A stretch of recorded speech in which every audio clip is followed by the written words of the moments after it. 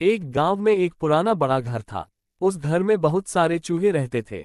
वे हर जगह उछलते कूदते, खाने पीने की चीजें चुराते और हर किसी को परेशान करते। एक दिन वह घर छोड़कर लोग कहीं और चले गए। अब वह घर बिल्कुल सुनसान था, लेकिन चूहों के लिए स्वर्ग बन गया। वे बिना किसी डर के हर जगह दौड़ते भागते और अनाज को बर्बाद करते। कुछ दिन बाद एक भूखी बिल्ली उस सुनसान घर में घूमते हुए आ पहुंची। जब उसने इतने सारे चूहे देखे तो उसकी आंखें चमक उठीं। उसने सोचा, ये तो मुझे रोज खाने के लिए स्वादिष्ट खाना मिलेगा। उसने चूहों को पकड़ना शुरू कर दिया। पहले ही दिन में उसने 3 मोटे चूहों को खा लिया। चूहे डर के मारे अपने अपने बिलों में छुप गए। अब चूहों ने एक सभा बुलाई। एक बूढ़ा चूहा बोला, अगर हम कुछ नहीं करेंगे तो बिल्ली हम सबको एक एक करके खा जाएगी। एक समझदार और चालाक चूहा बोला, मुझे एक योजना सूझी है।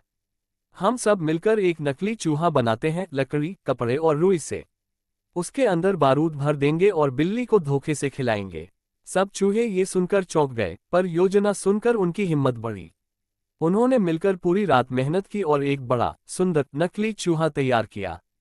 सुबह होते ही उन्होंने उस नकली चूहे को मक्खन और घी से सजाया और बिल्ली के सामने रख दिया। भूखी बिल्ली ने बिना सोचे समझे उसे खा लिया। जैसे ही वह चूहा उसके पेट में गया, धड़ाम, एक तेज धमाका हुआ। बिल्ली बुरी तरह डर गई, उसका मुंह जल गया और वह चीखती हुई वहां से भाग गई। फिर कभी वह उस घर में नहीं आई। अब चूहे फिर से आजादी से जीने लगे, लेकिन इस बार उन्होंने एक वादा किया कि वे कभी ज्यादा उछलकूद नहीं करेंगे और मिलजुल कर रहेंगे। कहानी से सीख, अगर हम मिलकर सोचें और समझदारी से काम लें तो किसी भी बड़े संकट से बचा जा सकता है। या समझदारी और एकता से बड़ा दुश्मन भी हार सकता है।